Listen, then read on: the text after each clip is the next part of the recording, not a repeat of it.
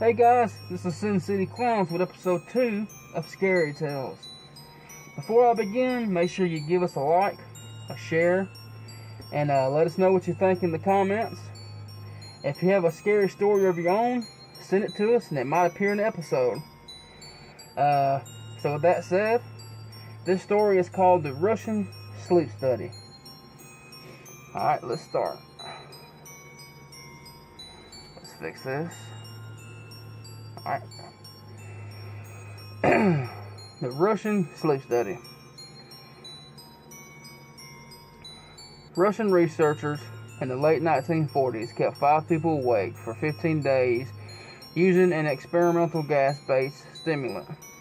They were kept in a sealed environment to carefully monitor their oxygen intake so the gas didn't kill them, since it was toxic in high concentrations.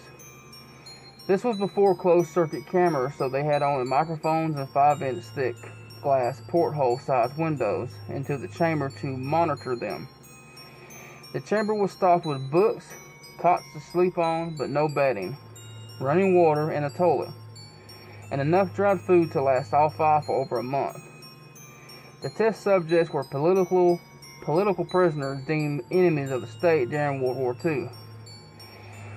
Everything was fine for the first 5 days. The subjects hardly complained, having been promised falsely that they would be freed if they submitted to the test, and did not sleep for 30 days. Their conversations and activities were monitored, and was noted that they continued to talk about increasingly traumatic incidents in their past. And the general tone of their conversations took on a darker aspect after the 4-day mark. After 5 days, they started to complain about the circumstances and events that led them to where they were, and started to demonstrate severe paranoia. They stopped talking to each other and began alternately whispering to the microphones and one-way mirror portholes.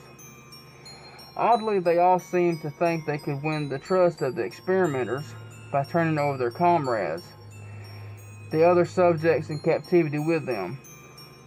At first, the researchers suspected this was an effect of the gas itself.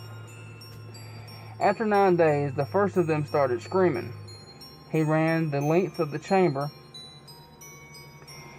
repeatedly yelling at the top of his lungs for 3 hours straight. He continued attempting to scream, but was only able to produce occasional squeaks. The researchers suspected that he had physically torn his vocal cords. The most surprising thing about this behavior is how the other captives reacted to it, or rather didn't react to it. They did continue whispering to the microphones until the second of the captives started to scream. The 2 non-screaming captives took books apart and smeared page after page with their own feces and pasted them calmly over the glass portholes. The screaming promptly stopped. So did the whispering to the microphones. After 3 more days passed, the researchers checked the microphones hourly to make sure that they were working, since they thought it being possible that no sound could be coming with 5 people inside. The oxygen consumption in the chamber indicated that all 5 must still be alive. In fact, it was the amount of oxygen 5 people would consume at a very heavy level of strenuous exercise. On the morning of the 14th day, the researchers did something they said they would not do to get a reaction from the captives. They used the intercom inside the chamber, hoping to provoke any response from the captives they were afraid were either dead or vegetables. They announced, "We are opening the chamber to test the microphones. Step away from the door and lie flat on the floor or you will be shot. Compliance will earn one of you your immediate freedom." To their surprise, they heard a single phrase in a calm voice response: "We no longer want to be freed." Debate broke out among the researchers and the military forces funding the research. Unable to provoke any more response using the intercom, it was finally decided to open the chamber at midnight on the 15th day. The chamber was flushed of the stimulant gas and filled with fresh air, and immediately voices from the microphones began to object. 3 different voices began begging. as if pleading for the life of loved ones to turn the gas back on. The chamber was opened and soldiers sent in to retrieve the test subjects. They began to scream louder than ever. So did the soldiers when they saw what was inside. 4 of the 5 subjects were still alive, although no one could rightly call the state that any of them in life. The food rations past day 5 had not been much as touched. There were chunks of meat from the dead test subjects' thighs and chests stuffed into the drain in the center of the chamber, blocking the drain and allowing 4 inches of water to accumulate on the floor. Precisely how much of the water on the floor was actually blood was never determined. All 4 surviving test subjects also had large portions of muscle and skin torn away from their bodies. The destruction of flesh and exposed bone on their fingertips indicated that the wounds were inflicted by hand, not with teeth, as the researchers initially thought. Closer examination of the position and angles of the wounds indicated that most, if not all of them, were self-inflicted.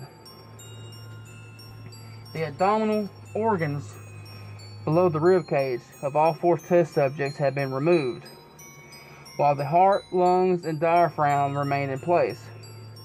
The skin and most of the muscles attached to the ribs had been ripped off, exposing the lungs through the rib cage. All the blood vessels and organs remained intact. They had just been taken out and laid on the floor. Fanning out around the eviscerated but still living bodies of the subjects, the digestive tract of all 4 could be seen to be working, digesting food. It quickly became apparent that they were digesting their own flesh they had ripped off and eaten over the course of days. Most of the soldiers were Russian special operatives at the facility, but still many refused to return to the chamber to remove the test subjects. They continued to scream to be left in the chamber and alternately begged and demanded that the gas be turned back on, lest they fell asleep. To everyone's surprise, the test subjects put up a fierce fight in the process of being removed from the chamber. One of the Russian soldiers died from having his throat ripped out. Another was gravely injured by having his testicles ripped off and an artery in his leg severed by one of the subject's teeth. Another 5 of the soldiers lost their lives, if you count ones that committed suicide in the weeks following the incident. In the struggle, one of the 4 living subjects had his spleen ruptured, and he bled out almost immediately. The medical researchers attempted to sedate him, but this proved impossible.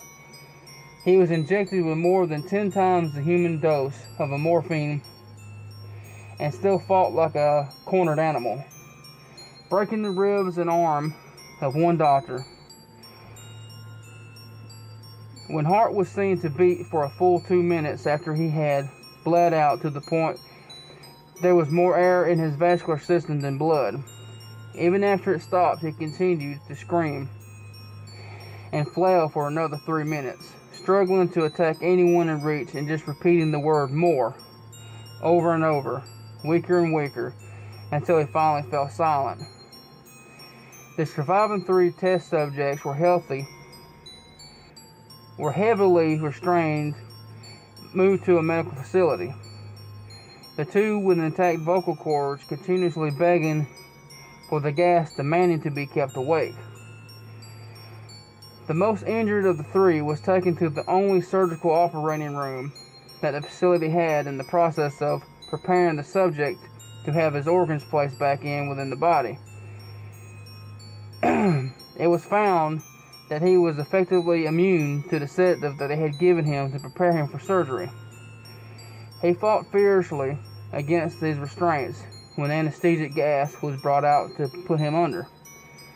He managed to tear most of the way through a 4-inch wide leather strap on the wrist, even though the weight of a 200-pound soldier holding the wrist as well.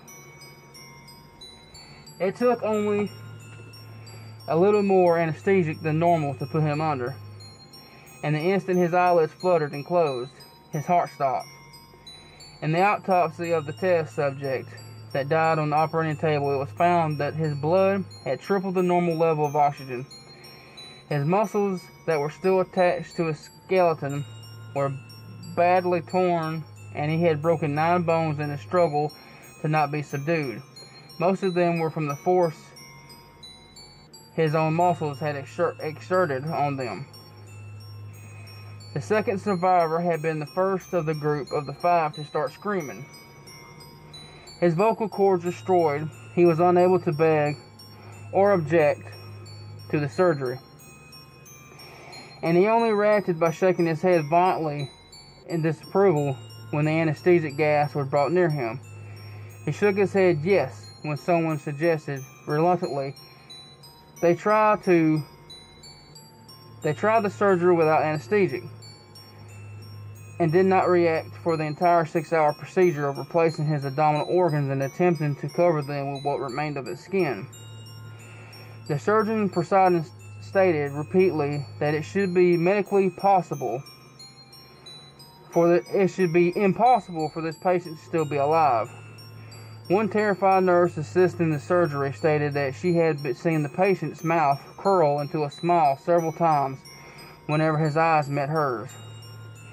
When the surgery ended, the subject looked at the surgeon and began to wheeze loudly, attempting to talk while struggling.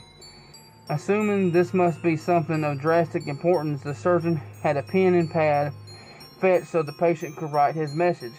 It was simple: keep cutting. The other 2 test subjects were given the same surgery, both without anesthetic as well. Although they had to be injected with a paralytic for the duration of the operation, the surgeon found it impossible to perform the operation while the patients laughed continuously. Once paralyzed, the subjects could only follow the intending researchers with their eyes. The paralytic cleared their system in an abnormally short period of time, and they were soon trying to escape their bonds. The moment they could speak, they were asking again for the stimulant gas. The researchers cried, asking why they had injured themselves, why they had ripped out their own guts, and why they wanted to be given the gas again. Only one response was given: I must remain awake. All 3 subjects' restraints were reinforced, and they were placed back into the chamber awaiting determination as to what should be done with them. The researchers, facing the wrath of their military benefactors for having failed the stated goals of their project, considered euthanizing the surviving subjects. The commanding officer of an ex-KGB instead saw potential and wanted to see what would happen if they were put back on the gas. The researchers strongly objected, but were overruled. In preparation for being sealed in the chamber again, the subjects were connected to an EEG monitor and had their restraints padded for long-term confinement. To everyone's surprise, all 3 stopped struggling the moment it was let slip that they were going to be back on the gas. It was obvious that at this point, all 3 were putting up a great struggle to stay awake. One of the subjects that could speak was humming loudly and continuously. The mute subject was straining his legs against the leather bonds with all his might. First left, then right, then left again. For something to focus on, the remaining subject was holding his head off his pillow and blinking rapidly. Having been the first to be wired for EEG, most of the researchers were monitoring his brain waves in surprise. They were normal most of the time, but sometimes flatlined unexpectedly. It looked as if he were repeatedly suffering brain death. Before returning to normal, as they focused on paper scrolling out of the brainwave monitor, only one nurse saw his eyes slip shut. At the same moment, his head hit the pillow. His brain waves immediately changed to that of deep sleep, then flatlined for the last time as his heart simultaneously stopped. The only remaining subject that could speak started screaming to be sealed in now. His brain waves showed the same flat line as one who had died from falling asleep. The commander gave the order to seal the chamber, with both subjects inside, as well as 3 researchers. One of the named 3 immediately drew his gun and shot the commander point blank between the eyes, then turned the gun on the mute subject and blew his brains out as well. He pointed his gun at the remaining subject, still restrained in the bed, as the remaining members of the medical and research team fled the room. "I won't be locked in here with these things. Not with you," he screamed at the man strapped to the table. "What are you?" he demanded. "I must know." The subject smiled. "Have you forgotten so easily?" the subject asked. "We are you. We are the madness that lurks within you all, begging to be free at every moment in your deepest animal mind. We are what you hide from in your beds every night. We are what you sedate into silence and paralysis when you go to the nocturnal haven where you cannot tread." The researcher paused, then aimed at the subject's heart and fired. The EEG flatlined as the subject weakly choked out, "So nearly free."